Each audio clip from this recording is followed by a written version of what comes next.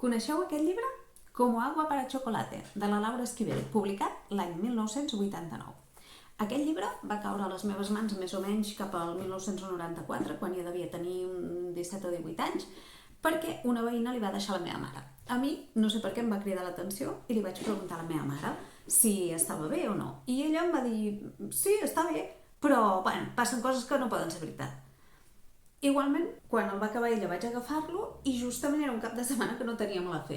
Total, que me'l vaig començar el dissabte al migdia i el vaig acabar diumenge a la nit. Em va encantar la història d'amor que explica i encara avui dia és un dels meus llibres preferits. Ens explica la història de la Tita.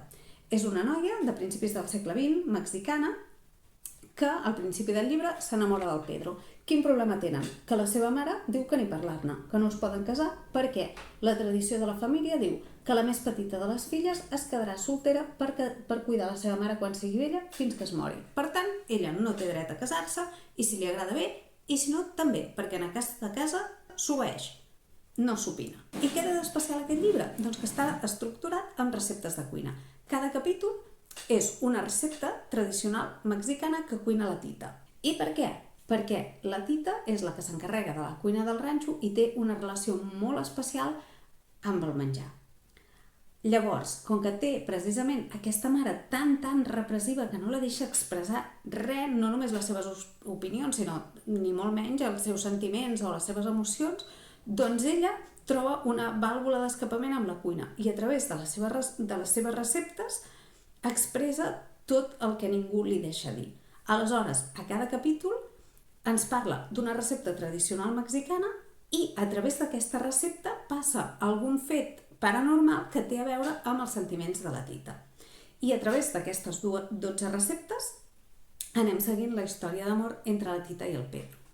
Quina és la llàstima? Doncs que són receptes tradicionals mexicanes. Suposo que per un mexicà aquest llibre el disfrutaria molt més del que l'he gaudit jo sent catalana, perquè són unes receptes que, mireu, us en poso per posar-vos un exemple. La primera es diu tortes de Navidad, cosa que jo em va fer pensar que era algun dolç. Llavors llegeixo els ingredients i diu una lata de sardines, medio chorizo, que ja dius, mare meva, la barreja de sardines amb chorizo ja a mi em xoca, no? Diu una cebolla, orégano, una lata de chiles serranos. En la vida he vist una llauna de chiles serranos, deuen ser pebrots picants d'algun tipus concret, però no ho he vist mai, i 10 teleres que no tinc ni idea del que són. Una altra recepta, per exemple, mole de guajolote con almendra i ajonjolí. Ni sé què és ni el mole, ni el guajolote, ni l'ajonjolí. Aquí l'únic que entenc és les ametlles, perquè la resta no entenc res. La primera vegada que em vaig llegir aquest llibre, internet estava en els seus inicis, quasi ningú en tenia a casa seva, i tot i així la informació que podies buscar per allà era poca.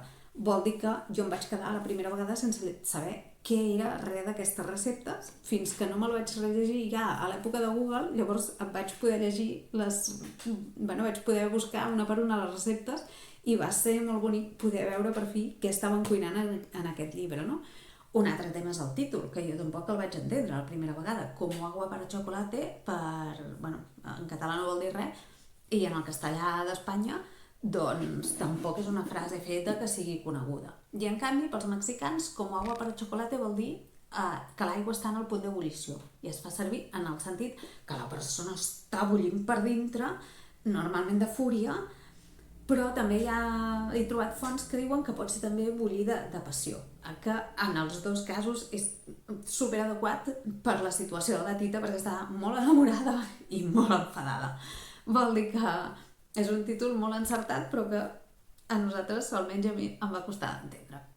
Què més? Mireu, m'agradaria molt llegir-vos 2 fragments que són els que més m'agraden del llibre, d'acord? El primer és la primera mirada entre la Tita y el Pedro, y digo así: giró la cabeza y sus ojos se encontraron con los de Pedro. En ese momento comprendió perfectamente lo que debe sentir la masa de un buñuelo al entrar en contacto con el aceite hirviendo. Era tan real la sensación de calor que invadía todo su cuerpo que ante el temor de que, como a un buñuelo, le empezaran a brotar burbujas por todo el cuerpo, Tita no pudo sostenerle esa mirada y, bajando la vista, Cruzó rápidamente el salón hasta el extremo opuesto. Aquesta és una. I la següent és una que em va fer molta gràcia. Aquí us faré una mica d'espoiler perquè ho posa ja a la contraportada i a més probablement molts haureu vist o la pel·lícula que es va fer l'any 92 o la sèrie que han fet a l'HBO ara fa, no sé, un parell d'anys, un any o dos. Per tant, no crec que en desveli res greu si dic que el Pedro s'acaba casant amb la germana gran de la Tita i en el moment en què ha de tenir la primera relació sexual amb ella, en lloc de prendre-s'ho d'una manera carinyosa, amorosa, el que fa és que ell s'agenolla davant al costat del llit i com a pregària abans de començar diu: Señor, no es por vicio ni por fornicio, sino por dar un hijo a tu servicio. I a mi això m'encanta, o sigui, em va fer riure i a més em va fer reflexionar molt sobre un dels fils argumentals de la novel·la també, que és la repressió sexual. Perquè en aquesta escena, precisament, a part de que el Pedro deixa ja molt clar que només és encarat a la reproducció, doncs la núvia fa servir el que se'n deia un llençol nupcial, que era un llençol que tenia fet un forat, que el brodaven molt maco i tot quan es feien l'aixovar, i llavors la núvia es desvestia, es cobria amb aquell llençol i deixava només les seves parts íntimes a la vista. Imagineu-vos el nivell de repressió que representa que ni tan sols una parella casada pogués veure's despullada.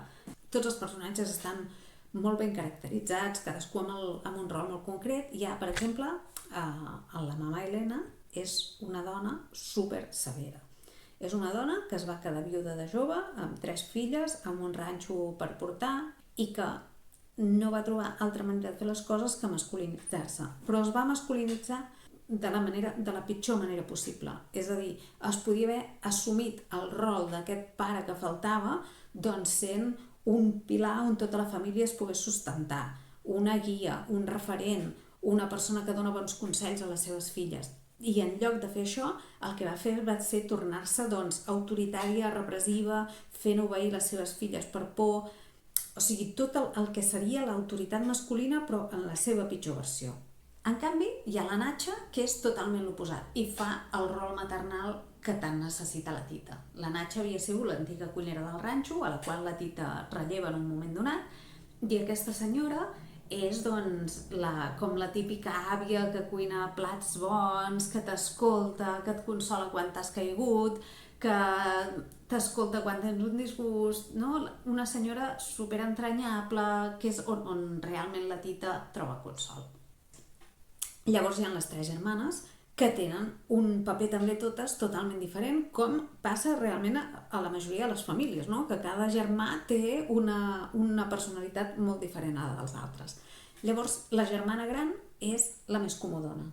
Ella diu, vale, hi ha aquestes normes a la família, hi ha aquestes normes a la societat, la situació és aquesta, doncs val, jo l'aprofito en la meva pròpia conveniència. S'hi adapta i s'hi adapta per treure'n benefici. Després hi ha la segona germana, que és la rebel, que se'n va de casa i fa tot tipus de disbarats, i per últim hi ha la Tita, que és una mena de ventafocs, però que la pobra no la salva ni el príncep. Li cau tota la porqueria a sobre, es troba amb tots els problemes per ella, ha de carregar amb tot, i arriba un moment que no pot més. No pot més, però de veritat que acaba jugant-s'hi i deixant-s'hi la salut mental. I el curiós és que les 3 germanes adopten, davant de les circumstàncies, una posició molt diferent, però en realitat cap de les 3 és totalment feliç. Ni la que s'adapta, ni la que es rebel·la, ni la que ho suporta tot. I és durant tota la història de la novel·la, durant tots els anys que passen des del principi al final, com cadascuna va recol·locant-se una mica en el seu rol i veient com pot anar evolucionant per tenir una vida mínimament feliç, no? I llavors hi ha 2 homes, que els 2 són supermacos, per dir-ho així, però molt diferents. Un és el Pedro, que encarna, diguéssim, l'amor romàntic, l'amor passional, i llavors hi ha el doctor John Brown, que encarna l'amor en la seva, no sé, no? L'amor en un sentit molt més general. L'amor com a bondat, com a altruisme, com a ajudar els altres perquè et surt de dins, perquè ets bona persona. I aquest personatge a mi m'encanta i en alguns moments em fa pena i tot, perquè és molt bon home, però les coses no li acaben de sortir com ell vol. Un altre tema és que aquesta novel·la, evidentment, com ho heu vist, és en castellà.